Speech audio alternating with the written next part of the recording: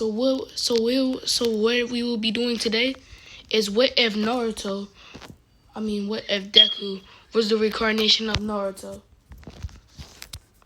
It'll start off as a normal day when it's time for Deku to get his quirk checked. So they will go to the quirk doctor. His mom and dad will take him to the quirk doctor. And then Deku really likes ninjas, so he will do the ninja sign. And some blue aura will go straight through him. The doctors was going crazy. They was trying to see what type of quirk it is. They found out it's a ninja-based quirk. So when they found out it was a ninja-based quirk, they started training him in like karate and teach him how to use swords. Deku even asked one time to buy a sword. But in this storyline, Deku and Bakugo absolutely hate each other. When I mean hate, I mean hate. Like it's a villain type of story. Like Dawn, like in Flash. They will hate each other so much, they would just start fighting randomly. Of course, Deku knows some martial arts, so he will be able to keep up with Doctor. But after his fight, they will return to the principal office. When both of their moms came,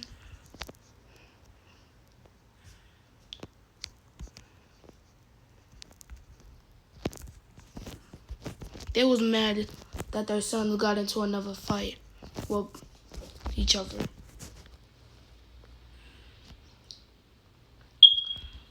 So, Inko moved Deku to a new school. And then, he was actually really nice there. He started learning some ninja techniques from this voice that kept telling him, do this, do that, and kept showing him something that would be helpful.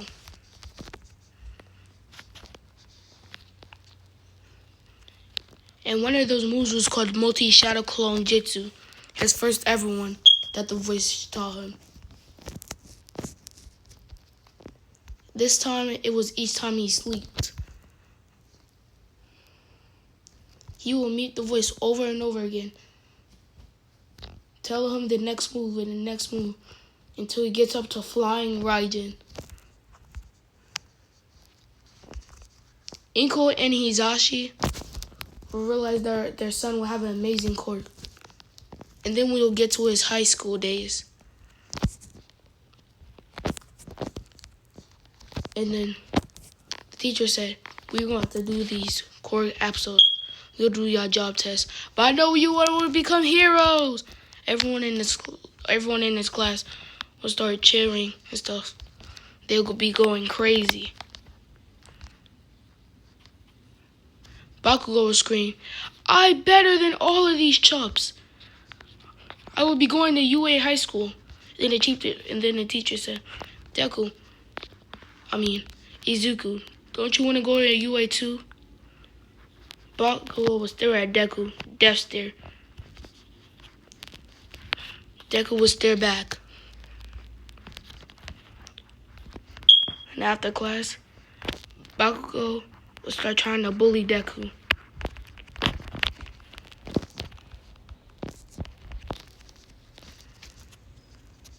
But Deku wasn't having that. So he popped up Flying Raijin with a Rasengan. And you know how Obito got hit like with the Rasengan with Minato? That would happen like the same way with this fight. He'd get pushed into the ground and knocked out. But he was still going. But when they kept going, they just kept... And then Deku started to fight back. Bakugo was knocked out cold on the ground. he will walk the same way. And then he will see the sludge monster. I didn't know that the sludge monster would say, I didn't know that freak was still in town. But he sees Deku and tries to take over his body. But Deku will start using his Fire Raijin, his Fireball Jutsu. When All Might came. Ha ha ha, I'm here. Deku will start fangirling over All Might. Like he is. Because he's a big All Might fan. A really big one. And then Deku will tell him how he took down a monster and he said he's sorry. And All Might will say, you have a pretty amazing quirk. Which it is. It's like nature energy, Deku will say. Really strong nature energy. Well, he will leave with the sludge monster instead of Deku.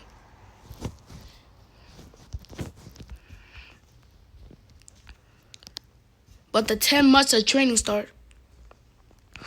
Bakugo will be way more stronger than the first line story. Because he hates Deku so much. He wants to train and train and train just to be better than him. After the 10 months of training is up, they get to the UA practicals. And then they have to take the test. Mostly the same thing happens in the story with Edom. Where Edom tells him to shut up, stuff. Now we at the Roblox sections. They're all waiting. It's no time. Then he will say, it's no time. In the intercoms, he will say, it's no waiting for a real fight. Go, go, go! Everyone will start rushing the robots. But Naruto will start using Flying Raijin and his Fireball Jutsu to take out a lot of robots, getting total of 600 points. At least some people will start taking out some robots. And then Deku sees the 0 pointer and his girl's about to get crushed. Deku will throw a coordinate on the ground and then teleport there and throw another one back. He will teleport back to his place where he was at. He saved Uraraka. And then he started dealing with the 0 pointer. He used Shadow Clone Jutsu first. They all threw fireballs at the 0 pointer, and Naruto realized it wasn't enough. So he used Giant Rasengan, and it took out the 0 pointer. And Nezuko was like, we need him at this school. So Deku and Bakugo gets in the same class. And the same thing happens with Ida telling to Bakugo, get off the UA property. Say, shut up.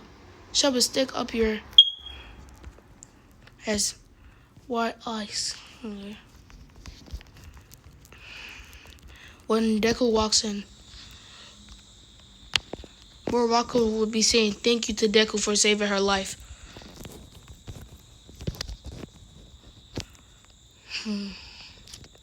And then